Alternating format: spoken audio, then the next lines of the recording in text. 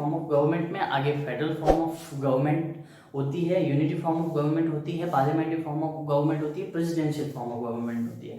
तो ये चार फॉर्म ऑफ गवर्नमेंट क्या है, इनकी चारों की क्या डेफिनेशन है, इनकी क्या कैरेक्टरिस्टिक्स है, इनके क्या मेरिट्स हैं, क्या डीमेरिट्स है, ये काम कैसे करती है, फेडरल फॉर्म ऑफ गवर्नमेंट है क्या, यूनिटी फॉर्म ऑफ गवर्नमेंट है क्या, प्रेसिडेंशियल फॉर्म ऑफ गवर्नमेंट है क्या, पार्लियामेंट्री फॉर्म ऑफ गवर्नमेंट है क्या।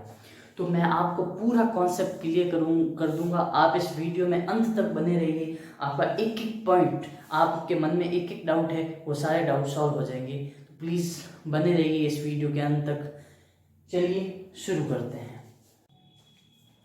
नमस्कार साथियों, हमने प्रीवियस क्लास के अंदर पढ़ा था फॉर्म ऑफ गवर्नमेंट, जिसमें हमने डेमोक्रेटिक फॉर्म ऑफ गवर्नमेंट पढ़ा, ऑथोरिटेरियन फॉर्म ऑफ गवर्नमेंट पढ़ा, मोनार्की पढ़ा, वॉटएवर पूरी हमने क्लास ली। डेमोक्रेटिक फॉर्म ऑफ गवर्नमेंट में ही आगे गवर्नमेंट और बढ़ जाती है, उसमें अलग अलग फॉर्म ऑफ गवर्नमेंट हो गए। देखिए अब डेमोक्रेसी तो है, लोकतंत्र है, उस लोकतंत्र को एग्जीक्यूट कैसे किया जाएगा, सेंट्रल गवर्नमेंट द्वारा किया जाएगा, स्टेट में कौन होगा, वहां पे राज कौन करेगा, प्रेसिडेंट करेगा, पार्लियामेंट करेगा। तो डेमोक्रेटिक फॉर्म ऑफ गवर्नमेंट भी आगे कई हिस्सों के अंदर बढ़ जाती है। एक जिसे कहते हैं यूनिटरी, दूसरी जिसे कहते हैं फेडरल। तो unitary form of government, unitary form of government या फेडरल फॉर्म ऑफ गवर्नमेंट, ठीक है, फेडरल फॉर्म ऑफ गवर्नमेंट ना सिर्फ दो हिस्सों में बल्कि ये चार हिस्सों में बढ़ती है। Democratic form of government, unitary form, federal form, parliamentary या फिर प्रेसिडेंशियल। अगर एक कंट्री है तो उसके अंदर या यूनिटरी होगी या फेडरल होगा, ठीक है, या पार्लियामेंट्री और प्रेसिडेंट होगा। चलिए ये तो समझ में आ गया यूनिटरी फॉर्म ऑफ गवर्नमेंट है, ठीक है। कंट्री के अंदर यूनिटरी फॉर्म ऑफ गवर्नमेंट है, तो उस यूनिटरी फॉर्म ऑफ गवर्नमेंट का लीडर कौन होगा, पार्लियामेंट या प्रेसिडेंट। प्रेसिडेंट अगर उसका लीडर होगा तो प्रेसिडेंट राज करेगा, पार्लियामेंट की होगी तो पीएम लीडर होगा, ठीक है। तो ये इस दोनों का कॉम्बिनेशन होता है, या यूनिटरी और पार्लियामेंट्री मिलकर काम करते हैं, या यूनिटरी और प्रेसिडेंशियल मिलकर काम करते हैं, या फिर फेडरल और पार्लियामेंट्री मिलकर काम करता है, या फेडरल और प्रेसिडेंशियल मिलकर काम करता है। इन दोनों का कॉम्बिनेशन होता है।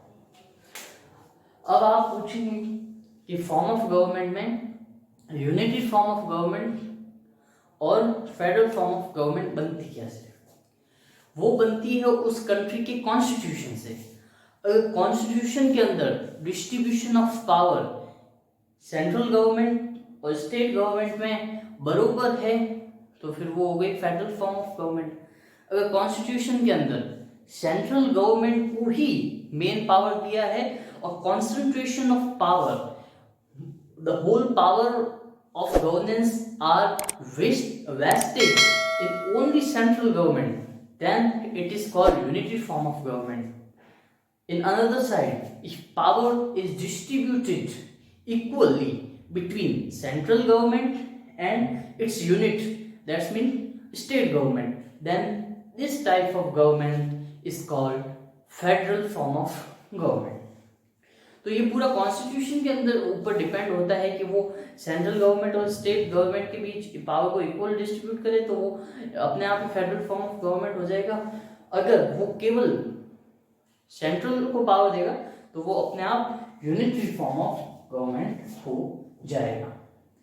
तो चलिए हम पहले बता देते हैं किन किन देश में कौन सी फॉर्म ऑफ गवर्नमेंट होती है। देखिए हमारे कंट्री के अंदर हम इंडिया की बात करते हैं तो इंडिया के अंदर federal plus parliamentary form of government है। फेडरल यानी कि हमारे देश में अलग अलग हर राज्य अलग अलग स्टेट हैं, वो सब मिलके एक देश बनता है तो वो है फेडरल। ठीक है, हर राज्य की अलग सरकार है, अलग एडमिनिस्ट्रेशन है, अलग रूल है, अलग रेगुलेशन है, तो फेडरल हो गया। फिर फेडरल का लीडर कौन है, तो हमारे यहाँ पे है पार्लियामेंट्री फॉर्म ऑफ गवर्नमेंट। कौन सी? पार्लियामेंट्री। तो फेडरल प्लस पार्लियामेंट, तो पार्लियामेंट का लीडर कौन है? फेडरल। इंडिया के अंदर फेडरल प्लस पार्लियामेंट है, तो फेडरल फॉर्म ऑफ गवर्नमेंट है, अलग अलग राज्य है, और पार्लियामेंट का हेड प्राइम मिनिस्टर होता है। तो फेडरल प्लस पार्लियामेंट यानी कि प्राइम मिनिस्टर है। वहीं अगर हम अमेरिका में देखें तो अमेरिका के अंदर फेडरल, ठीक है, ये यूएस की बात हो रही है, यूनाइटेड स्टेट्स की, फेडरल प्लस प्रेसिडेंशियल है, यानी कि वहां पे अलग अलग राज्य तो हैं पर उन राज्यों, उस देश का लीडर प्रेसिडेंट होता है। ठीक है। ब्रिटेन के अंदर है यूनिटरी पार्लियामेंट, तो हर देश के अंदर अलग अलग होता है। तो इंडिया के अंदर फेडरल प्रेसिडेंशियल गवर्नेंस है, अमेरिका के अंदर फेडरल सॉरी वो गलत हो गया, इंडिया के अंदर फेडरल पार्लियामेंट्री गवर्नमेंट है, अमेरिका के अंदर फेडरल प्रेसिडेंशियल गवर्नमेंट है, और ब्रिटेन के अंदर यूनिटरी प्लस पार्लियामेंट्री गवर्नमेंट है, यूनिटी पार्लियामेंट्री गवर्नमेंट। ठीक है, तो ये आपके साथ क्लियर हो गया होगा। अगर क्लियर ना हो तो मैं आपको समझा देता हूँ पूरा। ठीक है, इंडिया फेडरल पार्लियामेंट्री, यूएस के अंदर है आपके फेडरल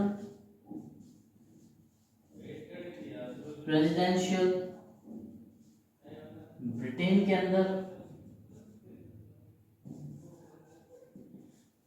अंदर है यूनिटरी पार्लियामेंट्री। तो अलग अलग देश के अंदर अलग अलग फॉर्म ऑफ गवर्नमेंट है। किसी के अंदर फेडरल प्लस पार्लियामेंट्री है, तो हमारे इंडिया के अंदर फेडरल फॉर्म ऑफ गवर्नमेंट है विद पार्लियामेंट्री। दैट्स मीन हमारे कंट्री का लीडर प्राइम मिनिस्टर है। यूएस के अंदर फेडरल प्रेसिडेंशियल है, अलग अलग कस्बों में अलग अलग राज्यों के अंदर देश तो है परंतु उनका लीडर एक है, प्रेसिडेंट। ब्रिटेन में यूनिटरी, देश तो एक है, एक ही सरकार है और सरकार पे हेड है पीएम, पार्लियामेंट्री यानी पीएम हेड है। तो चलिए हम आगे बढ़ते हैं। सर पहले हम करते हैं फेडरल फॉर्म ऑफ गवर्नमेंट। तो चलिए आगे करते हैं हम, आप वीडियो के अंत तक बने रहिएगा। हम A to Z federal form of government, parliamentary form of government, federal form of government की definition, federal form of government कैसे काम करती है, merits, demerits, unity form of government, पूरा कॉन्सेप्ट आपका क्लियर हो जाएगा। चलिए आगे बढ़ते हैं। चलिए आगे बढ़ते हैं, यूनिटी फॉर्म ऑफ गवर्नमेंट करते हैं पहले। तो यूनिटी फॉर्म ऑफ गवर्नमेंट है क्या? देखिए यूनिटी फॉर्म ऑफ गवर्नमेंट वो है, यूनिटी का मतलब होता है एकात्मक। ठीक है, अगर पूरे देश के अंदर एक गवर्नमेंट है, वही मेन गवर्नमेंट है, वही पूरे कंट्री के ऊपर राज करती है, एग्जीक्यूटिव, लेजिस्लेचर, जुडिशरी सब सेंट्रल गवर्नमेंट के अंडर आता है और सेंट्रल गवर्नमेंट ही पूरे देश पे राज करती है, तो उसे यूनिटी फॉर्म ऑफ गवर्नमेंट कहते हैं। यूनिटी फॉर्म ऑफ गवर्नमेंट में सेंट्रल गवर्नमेंट के रूल्स, रेगुलेशंस, लॉ सब सेंट्रल गवर्नमेंट के ही चलते हैं और सेंट्रल गवर्नमेंट ही पूरे देश पे राज करती है।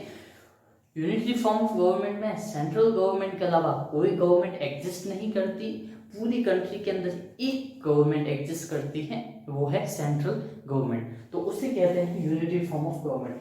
जैसे अगर अपन इसकी मीनिंग और डेफिनेशन कहें, in system of government when whole power of governance concentrated in central government by constitution, then this type of governance is called unity form of government। यानी कि पूरे देश का जितना भी पावर, गवर्नमेंट का पावर है, उसको सेंटर के ऊपर कॉन्सेंट्रेट किया जाए और सेंट्रल को पावर दी जाए कॉन्स्टिट्यूशन द्वारा, तो उसे यूनिटी फॉर्म ऑफ गवर्नमेंट कहेंगे। देखिए भले यूनिटी फॉर्म ऑफ गवर्नमेंट हो, भले फेडरल फॉर्म ऑफ गवर्नमेंट हो, चलेगी वो कॉन्स्टिट्यूशन के ऊपर ही, क्योंकि कॉन्स्टिट्यूशन ही सुप्रीम पावर होता है। किसी भी गवर्नमेंट के ऊपर कोई पावर लीड करने वाला कोई नहीं है, कॉन्स्टिट्यूशन लीड है। भले वो यूनिटरी गवर्नमेंट हो उसको भी पावर कॉन्स्टिट्यूशन से ही मिलती है, भले वो फेडरल गवर्नमेंट हो उसको भी पावर बैकअप कॉन्स्टिट्यूशन से ही मिलता है। तो देखिए यूनिटरी फॉर्म ऑफ गवर्नमेंट में पूरे देश के अंदर एक गवर्नमेंट होती है, एक राज प्रद्वितीय, एक ही गवर्नमेंट होती है, वही पूरे देश पे राज करती है और उसी का राज चलता है। There is single governance system for entire country, पूरे देश के लिए सिंगल गवर्नेंस सिस्टम होता है, उसे यूनिटरी फॉर्म ऑफ गवर्नमेंट कहते हैं। अब यूनिटरी फॉर्म ऑफ गवर्नमेंट किन किन कंट्री में है, चलिए मैं आपको वो भी बता देता हूं। तो ये है ब्रिटेन में, जापान में, इटली में और बेल्जियम में। ठीक है, तो unitary form of government England यानी ब्रिटेन में है, इटली में है, जापान में है और बेल्जियम में है। यानी कि उस देश के अंदर एक ही गवर्नेंस है, एक ही सरकार है, वो एक सरकार पूरे देश पे राज करती है, उसे unity of form of government कहते हैं। वहां पे कोई और सरकार नहीं होती, एक ही सरकार उस पे राज करती है। चलिए आगे हम पढ़ते हैं characteristics of unity form of government. चलिए आगे यूनिटी फॉर्म ऑफ गवर्नमेंट। पहला है there is only one governance in whole country, पूरे देश के अंदर एक गवर्नमेंट है, एक सरकार होती है यूनिटी फॉर्म ऑफ गवर्नमेंट में, क्योंकि यूनिटी का मतलब ही होता है एकात्मक राज पद्धति। तो यूनिटी में एक ही गवर्नमेंट होती है पूरी कंट्री के अंदर। ठीक है, the power of governance between centre and state is not divided, यानी कि यूनिटी फॉर्म ऑफ गवर्नमेंट में जो शक्ति होती है गवर्नेंस की, राज की शक्ति होती है, वो स्टेट और सेंट्रल गवर्नमेंट के अंदर डिवाइड नहीं होती। यूनिटी फॉर्म ऑफ गवर्नमेंट में ऐसा नहीं होता कि स्टेट गवर्नमेंट नहीं होती या फिर लोकल सेल्फ गवर्नमेंट या रीजनल गवर्नमेंट नहीं होती, नहीं, हो भी सकती है, नहीं भी होती, ज़्यादा पॉसिबिलिटी होती है। ठीक है, तो आप ये मान लीजिए होती है, पर होती है फिर भी उनके पास कोई पावर नहीं होता, उनको जो भी पावर है वो सेंट्रल गवर्नमेंट से थोड़ी बहुत मिलती है और उनका एग्जिस्टेंस भी सेंट्रल गवर्नमेंट के ऊपर डिपेंड होता है। उनकी कोई पर्सनल आइडेंटिटी या इंडिविजुअल आइडेंटिटी कुछ नहीं होती, वो सब सेंट्रल गवर्नमेंट के ऊपर डिपेंड होते हैं। हम ये भी कह सकते हैं वो सेंट्रल गवर्नमेंट के रिप्रेजेंटेटिव होते हैं। अगर लोकल गवर्नमेंट होती है तो power of governance between central and state government is not divided, power इन दोनों के बीच नहीं बटा होता है। Local authorities are part of central government, जैसे मैंने कहा अगर लोकल गवर्नमेंट होती है तो वो भी सेंट्रल गवर्नमेंट का पार्ट होगी और रिप्रेजेंटेटिव मानी जाती है सेंट्रल गवर्नमेंट की। The constitution under unity governance can be written unwritten flexible हार्स। देखिए यूनिटी फॉर्म ऑफ गवर्नमेंट में कॉन्स्टिट्यूशन संविधान लिखित भी हो सकता है, अलिखित भी हो सकता है, फ्लेक्सिबल भी होता है, हार्श भी हो सकता है। फ्लेक्सिबल हार्श यानी फ्लेक्सिबल यानी कॉन्स्टिट्यूशन के अंदर अमेंडमेंट करना इजी होता है, हार्श के अंदर कॉन्स्टिट्यूशन के अंदर अमेंडमेंट करना बहुत मुश्किल होता है। ये इसमें यूं क्यों कहा गया है, क्योंकि फेडरल फॉर्म ऑफ गवर्नमेंट में कॉन्स्टिट्यूशन हमेशा हार्श होता है और रिटन होता है, क्योंकि उसमें फेडरल फॉर्म ऑफ गवर्नमेंट में फेडरल फॉर्म ऑफ गवर्नमेंट में स्टेट गवर्नमेंट कॉन्स्टिट्यूशन पे डिपेंड होती है, क्योंकि स्टेट गवर्नमेंट को पावर कॉन्स्टिट्यूशन से मिलती है और हार्श तो होना पड़ेगा क्योंकि वो अमेंडमेंट कैसे करेंगे। तो यूनिटी फॉर्म ऑफ गवर्नमेंट में फ्लेक्सिबल होता है, कभी भी चाहे अमेंडमेंट कर सकते हैं, अनरिटन ज़्यादातर होता है, पर इसमें ये पॉसिबिलिटी रिटन भी हो सकता है, अनरिटन भी हो सकता है, फ्लेक्सिबल भी हो सकता है और हार्श भी हो सकता है। अब चलिए देखते हैं merits of unity form of government. चलिए हम आगे बढ़ते हैं merits of unity form of government. Unity form of government में की क्या क्या मेरिट्स हैं, तो यूनिटी फॉर्म ऑफ गवर्नमेंट की मेरिट्स में है यूनिफॉर्मिटी इन एडमिनिस्ट्रेशन, एडमिनिस्ट्रेशन के अंदर यूनिफॉर्मिटी होती है, यानी कि जो भी लॉ होगा, रूल होगा, रेगुलेशन होगा, तो एक कंट्री है, एक ही लॉ, रूल एंड रेगुलेशन लगेंगे, तो इसके अंदर यूनिफॉर्मिटी होती है इसके रूल के अंदर। ठीक है, same law, same rule, same regulation पूरी कंट्री के लिए होता है। देखिए मैं यहाँ आगे पॉइंट बना देता हूँ।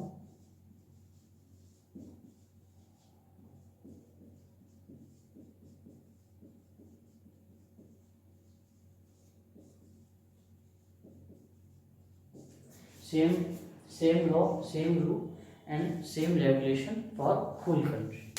सेकेंड है सिंपल गवर्नमेंट। देखिए ये पूरी सिंपल गवर्नेंस होती है, इसमें ना ही कोई कॉन्फ्लिक्ट होता है, पूरा सेंट्रल गवर्नमेंट के ऊपर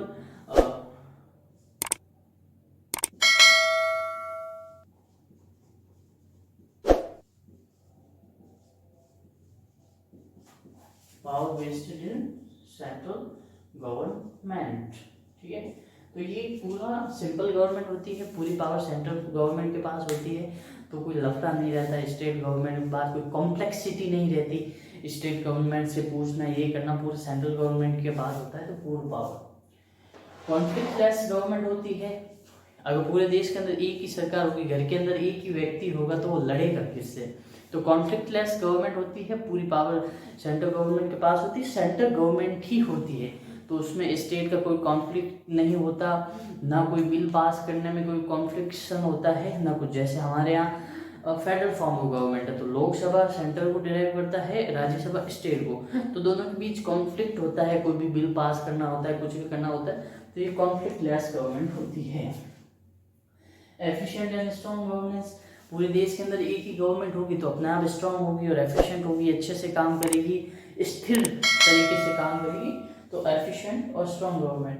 फ्लेक्सिबिलिटी, जैसे अभी मैंने बताया एक ही गवर्नमेंट होगी तो कॉन्स्टिट्यूशन में अमेंडमेंट आराम से कर सकती है, क्योंकि सेंटर ही सब कुछ होगा, स्टेट से कोई लेना देना नहीं। जैसे अभी कॉन्स्टिट्यूशन के अंदर अमेंडमेंट करना है, चलिए लोकसभा से सेंट्रल गवर्नमेंट ने पास कर दिया, तो राज्यसभा में रिप्रेजेंटेटिव तो स्टेट से आ रहे हैं, तो राज्यसभा में वो बिल पास नहीं कर पाएंगे। नेशनल इंटीग्रेशन, नेशनल इंटीग्रेशन कैसे? पूरी कंट्री के अंदर एक रूल होगा, एक लॉ होगा, एक जस्टिस का एक तरीका होगा, तो पूरी कंट्री के अंदर अपने कंट्री के प्रति डिवोशन ऑफ लव होगा, अपनी कंट्री के प्रति सांत्वना होगी, कंट्री के प्रति लव होगा, तो वो नेशनल इंटीग्रेशन रहेगी। सिंगल सिटीजनशिप, यूनिटी गवर्नमेंट है तो सिंगल सिटीजनशिप होगी, अगर फेडरल गवर्नमेंट होगी तो स्टेट की अलग सिटीजनशिप होती है, यानी स्टेट की अलग सिटीजनशिप होती है, सेंट्रल गवर्नमेंट की अलग सिटीजनशिप होगी। अब एक ही गवर्नमेंट है तो एक ही पूरे देश की एक ही सिटीजनशिप है। स्ट्रॉन्ग फॉरेन पॉलिसी, अब एक गवर्नमेंट है तो अपनी एक ही फॉरेन पॉलिसी होगी, राज्य इसके अंदर इंटरफेस नहीं कर पाएंगे। इसके अंदर मैं एक और पॉइंट ऐड कर देता हूँ, ये 8 पॉइंट है और अब एक और पॉइंट ऐड कर देता हूँ।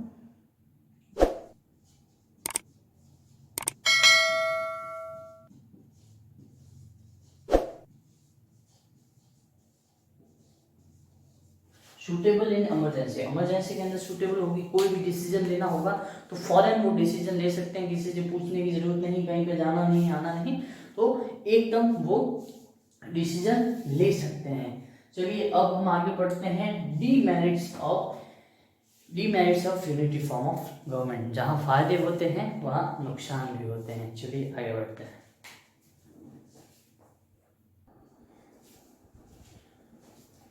अब है डीमेरिट्स ऑफ यूनिटरी गवर्नमेंट, जैसे बोला फायदा है वहां नुकसान भी है, तो इसके नुकसान क्या है, डीमेरिट्स क्या है? तो fair of central government, central government का डर रहता है। अब वो कैसे? अब सेंट्रल गवर्नमेंट ऑटोक्रेटिक हो जाती है, क्योंकि अगर सारी पावर सेंट्रल गवर्नमेंट के पास होगी तो सेंट्रल गवर्नमेंट ऑटोक्रेटिक हो जाएगी, उसके अंदर डिक्टेटरशिप आ जाएगा, तो सेंट्रल गवर्नमेंट से डरेंगे, क्योंकि लोकल गवर्नमेंट के पास कुछ पावर होगा नहीं, सेंट्रल गवर्नमेंट के पास सब कुछ होगा, तो वो जाहिर सी बात है ऑटोक्रेटिक हो जाएगी और डिक्टेटरशिप हो जाएगी। ठीक है। लैक ऑफ एडमिनिस्ट्रेटिव एफिशिएंसी, अब देखिए पूरे देश के अंदर सेंट्रल गवर्नमेंट ही काम कर रही है, अब पूरे देश को सेंट्रल गवर्नमेंट संभालना बहुत ही मुश्किल है, वर्कलोड बढ़ जाएगा और सेंट्रल गवर्नमेंट पूरे देश को सही से संभाल नहीं पाएगी, जिसकी वजह से स्पीड होगी जो काम की वो बहुत स्लो हो जाएगी और पूरे देश के अंदर अच्छे से काम नहीं होगा, क्योंकि जहाँ स्टेट गवर्नमेंट होती है तो स्टेट के काम स्टेट गवर्नमेंट कर देती है, सेंटर के काम सेंटर कर देती है।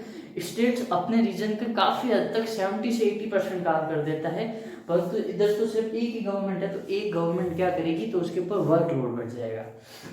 फिर है ब्यूरोक्रेटिक गवर्नेंस, जैसे मैंने आपको बताया कि वर्कलोड बढ़ जाएगा, तो अब सेंटर के अंदर ही एक सरकार है, स्टेट के अंदर कोई है ही नहीं काम करने वाला, तो वर्कलोड बढ़ जाएगा, काम करेगा कौन? तो उनको गवर्नमेंट एम्प्लॉय के ऊपर डिपेंड होना पड़ेगा, उनके ऊपर एम्प्लॉय को हायर करना पड़ेगा और उनके ऊपर डिपेंड होना पड़ेगा। अब अगर गवर्नमेंट एम्प्लॉय हर जगह होंगे तो सारा ये ब्यूरोक्रेटिक गवर्नमेंट हो जाएगा और सारा काम ब्यूरोक्रेट्स करेंगे यानी अफसर करेंगे। ब्यूरोक्रेट्स का मतलब होता है अफसर, ठीक है। ब्यूरोक्रेट्स का मतलब होता है अफसर यानी ऑफिसर। ब्यूरोक्रेट्स का मतलब होता है ऑफिसर्स। तो सब ब्यूरोक्रेट्स के ऊपर डिपेंड हो जाएंगे, जिसकी वजह से पब्लिक कुछ काम नहीं कर पाएगी। फिर एंटी डेमोक्रेसी, वो कैसे है, लोकतंत्र के खिलाफ कैसे है, इसलिए है क्योंकि डेमोक्रेसी कभी भी सेंट्रलाइजेशन ऑफ पावर का कभी सपोर्ट नहीं करता है। डेमोक्रेसी हमेशा कहता है कि पावर का डिसेंट्रलाइजेशन किया जाए, पावर को बांटा जाए, इसलिए ये एंटी डेमोक्रेसी है, ठीक है। इनअप्रोप्रिएट फॉर लार्ज स्टेट, अब देखिए इतना बड़ा स्टेट होगा तो एक गवर्नमेंट पूरे स्टेट को कैसे संभालेगी। जैसे मैं आपको एग्जांपल दे रहा हूँ कि हमारा देश बहुत बड़ा है, हमारा प्यारा भारत, ठीक है। ये थोड़ा बड़ा बन गया गुजरात वाला हिस्सा, तो हमारा देश बहुत ही बड़ा है। तो देखिए हमारी गवर्नमेंट तो दिल्ली में है, तो अब देखिए सेंट्रल गवर्नमेंट इतने बड़े देश को कैसे संभालेगा। अगर केरला में कोई प्रॉब्लम है, अगर वेस्ट बंगाल में कोई प्रॉब्लम है, तो पूरे देश को कैसे संभालेगा, ठीक है। हर स्टेट का में अलग अलग रिलीजन के लोग हैं, अलग अलग कल्चर है, अलग लैंग्वेज है, तो वो एक गवर्नमेंट पूरे देश को संभालना बहुत मुश्किल है। फिर पब्लिक इंडिफरेंस, वो कैसे, जैसे मैंने आपको बताया ब्यूरोक्रेट सारा काम करेंगी तो लोगों की पार्टिसिपेशन गवर्नमेंट के अंदर बहुत कम हो जाएगी। जब लोगों की पार्टिसिपेशन कम होगी तो लोगों के अंदर इंडिफरेंस आएगा। चलिए हम अब आगे बढ़ते हैं। हमारा यूनिटी फॉर्म ऑफ गवर्नमेंट पूरा हो गया। अगर आपको इसमें एक सिंगल भी डाउट हो तो आप कमेंट जरूर कीजिएगा, मैं आपके सारे डाउट सॉल्व करूंगा, मैं खुद रिप्लाई करूंगा। अगर आपका बड़ा क्वेश्चन हो, बड़ा डाउट हो, तो मैं आपको डेडिकेटेड आपका वीडियो बनाऊंगा। तो प्लीज कमेंट जरूर कीजिएगा अगर आपको थोड़ी सी भी प्रॉब्लम है। चलिए हम अब आगे बढ़ते हैं फेडरल फॉर्म ऑफ गवर्नमेंट। अब है फेडरल फॉर्म ऑफ गवर्नमेंट, इसकी मीनिंग और डेफिनेशन।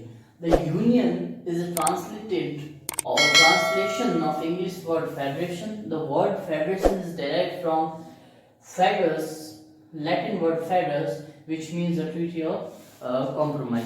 देखिए इंग्लिश वर्ड यूनियन है वो फेडरल फेडरेशन से लिया गया है, जो कि लैटिन वर्ड फेडस से बना है, जिसका मतलब होता है ट्रीटी और कॉम्प्रोमाइज, यानी ट्रीटी करना, संधि करना और कॉम्प्रोमाइज करना। विच मीन ट्रीटी और कॉम्प्रोमाइज, वो कैसे, अगर दो या दो से ज्यादा देश ट्रीटी करके एक बन जाते हैं, टू और more than two countries treaty करके एक बन जाते हैं, तो वो यूनिटी फॉर्म ऑफ गवर्नमेंट कहलाती है, जिसका एग्जाम्पल है अमेरिका, स्विट्जरलैंड, ऑस्ट्रेलिया। तो चलिए मैं आपको ये बता देता हूं।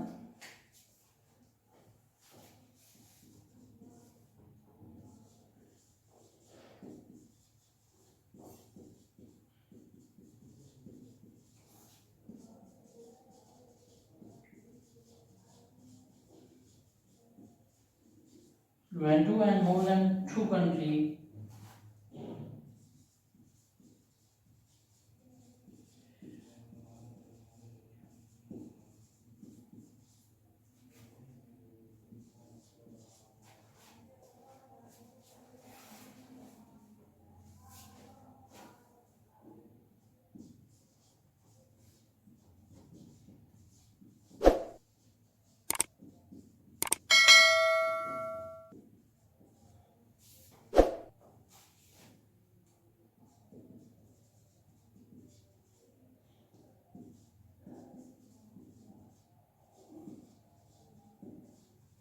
union. When two and more than two country become a new state by treaty and compromise, then it's term। यहाँ पे स्टेट का मतलब है कंट्री, देश। देखिए दो या दो कंट्री साथ में मिलकर एक ट्रीटी करते हैं, संधि करते हैं या कॉम्प्रोमाइज करके एक बन जाते हैं, तो वो यूनियन कहलाता है। जिसका एग्जाम्पल है अमेरिका। अमेरिका के झंडे के अंदर देखिए, जैसा आपने देखा होगा अमेरिका का जो झंडा है उसके अंदर यहाँ पे बहुत सारे स्टार्स हैं, तो वो स्टार्स एक स्टार एक स्टेट को डिराइव करता है। तो अमेरिका के झंडे के अंदर 50 स्टार हैं, ऑलमोस्ट 50 स्टार हैं, तो वो 50 स्टेट्स को डिराइव करते हैं। देखिए ये बनता कैसे है, जैसे आप देख लीजिए, जस्ट एग्जाम्पल कि ये यहाँ पे 4 स्टेट हैं, state A, state B, state B, state C और डी। अब ये चारों स्टेट अगर एक बन जाते हैं, चारों स्टेट एक बन जाते हैं, तो वो यूनियन कहलाता है। क्या कहलाता है? यूनियन। और फेडरल कहलाता है। तो वो इस प्रकार से ये 4 देश मिलकर एक यूनियन बनता है। ये इसी में पॉसिबल हो जाता है कि अगर वो पड़ोसी देश होते हैं, जैसे कि इंडिया है, पाकिस्तान है, चाइना है, बंगाल है, तो ये पड़ोसी देश मिलके एक देश बनते हैं, तो वो यूनियन कहलाता है और फेडरेशन कहलाता है। अब हम अपने देश की बात करते हैं, इंडिया। इंडिया इस टाइप से नहीं बना है, इंडिया अलग टाइप से बना है। इंडिया जब आजाद हुआ था उस समय इंडिया 595 रियासतों में बटा हुआ था। उन सब रियासतों को मिला के एक कंट्री बना है। क्या? एक कंट्री बना है। फिर उस एक कंट्री को 29 स्टेट्स के अंदर, उस समय 29 स्टेट्स नहीं थे, उस समय 19 स्टेट्स थे, 19 स्टेट्स के अंदर बांटा गया, तो वो यूनियन ऑफ इंडिया कहलाया। इंडिया का ऑफिशियल नेम वर्ल्ड लेवल पे अगर आप कभी कहो कि यूएन की मीटिंग हो, भले किसी की मीटिंग हो, तो इंडिया को इंडिया नहीं कहा जाता, इंडिया को कहा जाता है यूनियन ऑफ इंडिया। ठीक है, यूनियन ऑफ इंडिया इसलिए कहा जाता है क्योंकि ये 29 स्टेट्स का यूनियन ही मिलके साथ में, राज्यसभा को यूनियन ऑफ स्टेट्स भी कहा जाता है। तो 29 स्टेट्स साथ में मिलकर यूनियन हुई है, तब जाके ये इंडिया एक कंट्री बनी है। तो इसलिए इंडिया को यूनियन ऑफ इंडिया कहते हैं। जैसे अमेरिका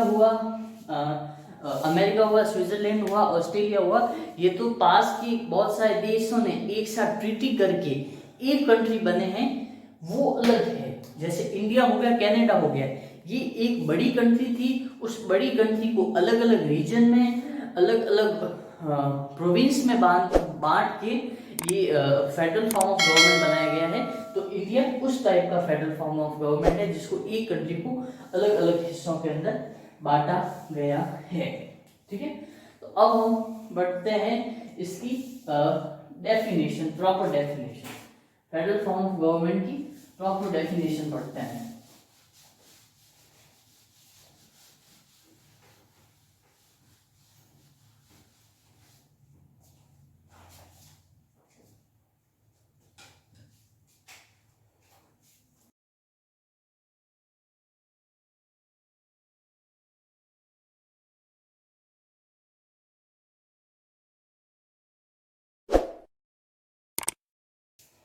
देखिए ये है इसकी डेफिनेशन। ठीक है, ये इसकी डेफिनेशन है। Federal form of government in which power of governance divided between central government and state government. यानी कि फेडरल फॉर्म ऑफ गवर्नमेंट वो गवर्नमेंट है जिसमें स्टेट गवर्नमेंट और सेंट्रल गवर्नमेंट के बीच में पावर को डिवाइड किया जाता है, पावर को डिस्ट्रीब्यूट किया जाता है। यानी कि स्टेट गवर्नमेंट को भी उतनी पावर होगी, सेंट्रल गवर्नमेंट को भी उतनी पावर होगी। जो प्रोविंस होगा, स्टेट गवर्नमेंट जिस स्टेट पे राज करेगी उसकी उस स्टेट पे स्टेट गवर्नमेंट का रूल लगेगा, रेगुलेशन लगेगी, ज्यूडिशरी लगेगी, तो वो सब कुछ स्टेट गवर्नमेंट का होगा। बोथ गवर्नमेंट इसमें देखिए, अब आप बोलेंगे कि स्टेट गवर्नमेंट पावर लाएगी कहाँ से, ऊपर तो सेंट्रल गवर्नमेंट है। नहीं, जैसे कि आपको बताया कि इस फॉर्म ऑफ गवर्नमेंट के अंदर कॉन्स्टिट्यूशन ज्यादा इंपॉर्टेंट है। जिस पहले हमने यूनिटी फॉर्म ऑफ गवर्नमेंट किया, उसमें मैंने आपको बताया था कि उसके अंदर कॉन्स्टिट्यूशन इतना इंपॉर्टेंट नहीं हो, अनरिटन भी हो सकता है, रिटन भी हो सकता है, फ्लेक्सिबल भी हो सकता है, हार्ड या रिजिड भी हो सकता है। तो इसके अंदर कॉन्स्टिट्यूशन ज़्यादा इंपॉर्टेंट है क्योंकि इसके अंदर स्टेट गवर्नमेंट को और सेंट्रल गवर्नमेंट को पावर मिलती कहाँ से है, उनको पावर मिलती है कॉन्स्टिट्यूशन द्वारा, संविधान द्वारा। तो इस संविधान से दोनों गवर्नमेंट को पावर मिलती है, क्योंकि सेंट्रल, अगर संविधान से पावर नहीं मिली जाए तो सेंट्रल गवर्नमेंट स्टेट गवर्नमेंट का शोषण कर सकती है। अब आप बोलेंगे पावर को डिवाइड कैसे किया गया है, शायद आपके पढ़ा हो या ना पढ़ा हो, वैसे इसमें ये कोर्स में नहीं है, फिर भी मैं आपको बता देता हूँ। एक लिस्ट सिस्टम के तहत हमारे देश में सेंट्रल गवर्नमेंट और स्टेट गवर्नमेंट के बीच में पावर बांटा गया है, ठीक है, जिसको कहते हैं unitary list, state list,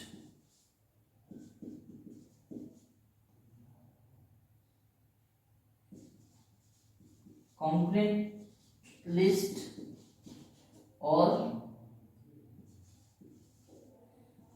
रेसिड्यूशरी list. तो इस लिस्ट सिस्टम के आधार पे सेंट्रल गवर्नमेंट और स्टेट गवर्नमेंट के बीच पावर को बांटा जाता है। इस लिस्ट के यूनिटरी लिस्ट में, हमारे कंट्री में यूनिटरी लिस्ट में पता नहीं कितने ही स्टेट गवर्नमेंट को दिए गए हैं पावर और कितने सेंट्रल गवर्नमेंट को दिए गए हैं वो पता नहीं है, ठीक है। तो इस लिस्ट सिस्टम के अनुसार पावर बांटा जाता है, ठीक है। लिस्ट सिस्टम के अनुसार पावर को बांटा जाता है स्टेट और सेंट्रल गवर्नमेंट को, और दोनों गवर्नमेंट को पावर कॉन्स्टिट्यूशन से मिलती है। चलिए अब हम आगे करते हैं characteristics of federal form of government, यानी इसका चित्रीकरण क्या है। Return, manufacture and rigidious. ये क्या है? रिजिडियस यानी कठोर, ठीक है। इसका मतलब होता है कठोर, यानी कि कॉन्स्टिट्यूशन के अंदर अमेंडमेंट करना बहुत ही कठोर है, बहुत ही रिजिड है। इसको हम ये भी कह सकते हैं बहुत हार्श है। कॉन्स्टिट्यूशन में अमेंडमेंट करना बहुत हार्श है, क्योंकि कॉन्स्टिट्यूशन ही सेंट्रल गवर्नमेंट को, स्टेट गवर्नमेंट को पावर देता है। अगर इसमें अमेंडमेंट किया जाए तो दोनों स्टेट सही से काम नहीं करेंगे। फिर है डिवीजन ऑफ पावर, ठीक है, पावर का डिवीजन है, ठीक है। तो फेडरल फॉर्म ऑफ गवर्नमेंट का मतलब यही है, पावर को डिस्ट्रीब्यूट किया गया है स्टेट गवर्नमेंट और सेंट्रल गवर्नमेंट में। जैसे कि मैंने आपको बताया है कि इस पावर को यूनियन लिस्ट, स्टेट लिस्ट, ठीक है, स्टेट लिस्ट और यूनियन लिस्ट के तहत पावर को डिस्ट्रीब्यूट किया गया, और वो रेसिड्यूशरी लिस्ट और कंप्लीट लिस्ट वो अलग है। तो रिटर्न मैन्युफैक्चर इसलिए है क्योंकि रिटर्न कॉन्स्टिट्यूशन है, तभी तो बताया जाएगा कि किसको कितना पावर दिया गया है, स्टेट गवर्नमेंट को कितना है, सेंट्रल गवर्नमेंट को कितना है। सुप्रीम, कॉन्स्टिट्यूशन को सुप्रीम इसलिए कहा गया है क्योंकि कॉन्स्टिट्यूशन ही देश चलाता है, क्योंकि स्टेट गवर्नमेंट और सेंट्रल गवर्नमेंट को कौन किसको कैसा कितना पावर मिला गया वो सब कॉन्स्टिट्यूशन से ही पता चलता है, ठीक है। इंडिपेंडेंट जुडिशरी इसमें पूरी इंडिपेंडेंट होती है, वो इसलिए क्योंकि अगर फेडरल फॉर्म ऑफ गवर्नमेंट में स्टेट गवर्नमेंट और सेंट्रल गवर्नमेंट के बीच अगर कॉन्फ्लिक्ट हो जाए तो उस कॉन्फ्लिक्ट को सॉल्व करेगा जुडिशरी, ठीक है। इन दोनों के बीच अगर कॉन्फ्लिक्ट हो गया, बाय चांस कॉन्फ्लिक्ट हो गया, तो उसको जुडिशरी सॉल्व करेगा, इसलिए इंडिपेंडेंट जुडिशरी रखी गई है, किसी को जुडिशरी पावर नहीं है। फिर है डुअल सिटीजनशिप, यानी कि एक देश के व्यक्ति को दो जगह नागरिकता मिल जाती है। एक जिस स्टेट के अंदर वो रह रहा है वो वहां का भी नागरिक है और देश का भी नागरिक है, तो स्टेट गवर्नमेंट और सेंट्रल गवर्नमेंट दोनों का वो नागरिक है। हमारे इंडिया के अंदर डुअल सिटीजनशिप को मान्यता नहीं दी गई, क्योंकि डुअल सिटीजनशिप को मान्यता दी जाए तो देश को तोड़ा जा सकता है, इसलिए सिंगल सिटीजनशिप है। बाइकैमरल सिस्टम है, वो कैसे? वो इसलिए है, सेंट्रल गवर्नमेंट को, जैसे हमारे कंट्री का एग्जांपल दीजिए, सेंट्रल गवर्नमेंट को लोकसभा रिप्रेजेंटेटिव करता है, मेंबर ऑफ लोकसभा पूरे देश से चुन के आते हैं, पर राज्यसभा में सिर्फ राज्य के लोग ही आते हैं, इसलिए उसको कहते हैं union of state, union house, और लोकसभा को कहते हैं सेंटर का हाउस। तो इसको स्टेट हाउस भी कहा जाता है, तो स्टेट से लोग चुन के आते हैं। तो यूनियन फॉर्म ऑफ गवर्नमेंट में बाइकैमरल सिस्टम होता है हर जगह। स्टेट गवर्नमेंट से अलग लोग आते हैं और सेंट्रल गवर्नमेंट से अलग आते हैं। हमारे देश के अंदर ये लोकसभा है और राज्यसभा है, ठीक है, लोकसभा और राज्यसभा है। तो दो हाउस हैं। फिर है dual use of sovereignty, sovereignty का डुअल यूज है सेंट्रल गवर्नमेंट और स्टेट गवर्नमेंट के तहत। अब हम आगे बढ़ते हैं merits of federal form of government. चलिए आगे बढ़ते हैं। अब चलिए देखते हैं merits of federal form of government. Federal form of government के क्या फायदे हैं? देखिए, फेडरल फॉर्म ऑफ गवर्नमेंट के टोटल फायदे ही हैं यूनिटी फॉर्म ऑफ गवर्नमेंट से लेके, और इसके नुकसान कम हैं, ठीक है। पहला है national integration and local autonomy. National integration कैसे कि बहुत सारे लोग इंटीग्रेट, बहुत सारे छोटे छोटे देश इंटीग्रेट होकर बड़ा देश बन सकते हैं और दुनिया के अंदर अपना नाम बना सकते हैं, बड़ा देश बन सकते हैं, अपना अस्तित्व ला सकते हैं, अपनी अलग पहचान बना सकते हैं। जैसे मैंने एग्जांपल से समझाया कि अमेरिका पहले छोटे छोटे अलग देश थे, वो देश बन के United states of America, United एक साथ यूनाइट हुए और यूनाइटेड स्टेट्स, बहुत सारे स्टेट्स यूनाइटेड होके अमेरिका बने हैं। तो अमेरिका एक छोटा सा देश था, वो अलग अलग देश मिलके यूनाइट होके अमेरिका बना है।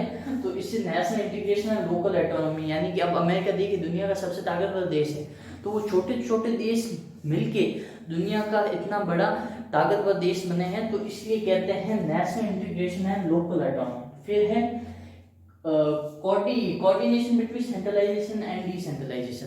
देखिए, यूनिटी फॉर्म ऑफ गवर्नमेंट सिर्फ सेंट्रलाइजेशन है, इसमें सेंट्रलाइजेशन भी है और डिसेंट्रलाइजेशन भी है, ठीक है। एडमिनिस्ट्रेटिव एफिशिएंसी कैसे है?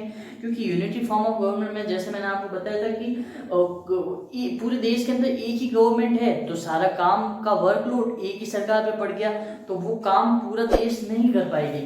तो इसके अंदर एफिशिएंट है, ज़्यादा तेजी से काम कर पाएंगे, ज़्यादा जल्दी काम कर पाएंगे और ज़्यादा अच्छा काम कर पाएंगे, क्योंकि यहाँ पे दो गवर्नमेंट है। स्टेट्स अपना मामला खुद संभालेगा, उसका वर्कलोड उस पे, सेंटर का वर्कलोड उस पे।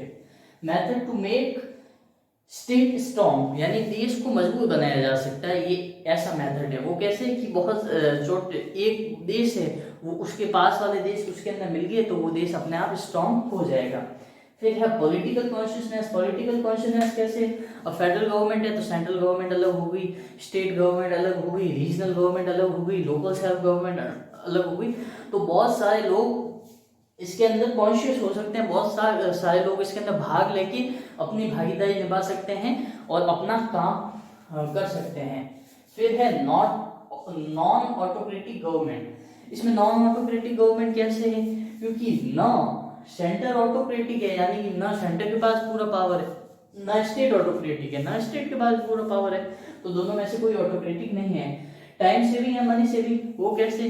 जैसे कि मैंने आपको उसमें बताया कि एक ही गवर्नमेंट है देश के अंदर, कोई और काम करने वाला नहीं है, तो उसको ब्यूरोक्रेट्स के ऊपर, गवर्नमेंट ऑफिसर के ऊपर डिपेंड होना पड़ता है। इसके अंदर आपको किसी पे डिपेंड नहीं होना पड़ेगा, दोनों गवर्नमेंट अलग अलग काम करने पड़ेगी, तो इसलिए हमको ऑफिसर हायर नहीं करने पड़ेंगे। Suitable for democracy.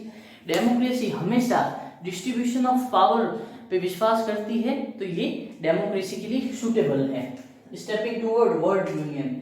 ये वर्ल्ड यूनियन क्यों कहा गया है? क्योंकि जैसे कि यूनियन ऑफ इंडिया, बहुत सारे स्टेट मिलकर इंडिया बने हैं। जैसे एग्जांपल के लिए मैं आपको बता देता हूँ, यहाँ पे है इंडिया, ठीक है, पाकिस्तान, चाइना, बंगाल, अफगानिस्तान, नेपाल, म्यांमार, तो ये बहुत सारे देश मिलकर एक यूनियन बन जाएंगे, तो ये पूरा ऐसे कर करके पूरा वर्ल्ड ही एक यूनियन बन जाएगा। जैसे मैंने आपको पहले बताया था, जहाँ फायदे हैं वहाँ नुकसान भी हैं। चलिए हम करते हैं demerits of federal form of government. Demerits of federal form of government, जैसे आपको बोला जहाँ फायदे वहाँ नुकसान भी हैं। पहला, वीक गवर्नेंस, सरकार कमजोर होगी। क्योंकि सेंट्रल गवर्नमेंट को स्टेट गवर्नमेंट के ऊपर डिपेंड होना पड़ेगा। सेंट्रल गवर्नमेंट के पास पूरा पावर नहीं होगा। स्टेट का जहाँ रीजन लगता है, रीजनल गवर्नमेंट के पास रीजन की पावर होगी, स्टेट गवर्नमेंट के पास स्टेट की पावर होगी। तो सेंट्रल गवर्नमेंट स्टेट गवर्नमेंट के काम के अंदर इंटरफेस नहीं कर पाएगी, तो वो वीक गवर्नमेंट होगी। जैसे हमारे कंट्री में लोकसभा राज्यसभा कोई बिल पास करना होगा तो लोकसभा से तो बिल पास हो जाएगा, परंतु राज्यसभा से नहीं हो पाएगा, इसलिए ये वीक गवर्नेंस है। दूसरा, कॉन्फ्लिक्ट सिचुएशन, कोई मुद्दा हो गया जिसपे स्टेट गवर्नमेंट ने मना कर दी और सेंट्रल गवर्नमेंट कोई काम करना चाहता है, उसमें स्टेट गवर्नमेंट ने मना कर दी, तो दोनों के बीच में कॉन्फ्लिक्ट हो जाएगा। तीसरा है danger to national unity. National unity से डेंजर है। जैसे हमारे देश के अंदर इंदिरा गांधी के टाइम पे हमारे देश के अंदर पंजाब बोल रहा था कि हम बनेंगे खालिस्तान, तो वो अलग बनना चाहते थे, एक अलग कंट्री। तो ये नेशनल यूनिटी के लिए डेंजर है, क्योंकि अलग स्टेट होंगे तो वो अलग स्टेट अपना खुद का अलग कंट्री बनाना चाहते हैं। जैसे कभी कभी बंगाल की बात होती है तो हर कोई अलग अलग स्टेट बनना चाहते हैं, जैसे कि पंजाब वाला मुद्दा था। फिर है अनसूटेबल इन इमरजेंसी। इमरजेंसी में अनसूटेबल है। इमरजेंसी में अनसूटेबल कैसे है? फास्ट डिसीजन नहीं ले सकते, खुद की मर्जी से कुछ नहीं कर सकते, स्टेट गवर्नमेंट पे भी डिपेंड रहना पड़ता है। Fair routine separation of unit का सेपरेशन का डर रहता है कि कौन सा, जैसे अमेरिका बहुत सारे देशों से मिलकर बना है, तो वो जब चाहे उनके वो अलग भी हो सकते हैं उनकी यूनिट्स, तो उनका फेयर रहता है। बहुत मेहनत लगती है वीडियो बनाने में। अगर आपको वीडियो पसंद आया हो तो लाइक कीजिए, शेयर कीजिए, चैनल को सब्सक्राइब कीजिए। यहाँ तक देखने के लिए बहुत बहुत धन्यवाद। जय हिंद, जय भारत, वंदे मातरम।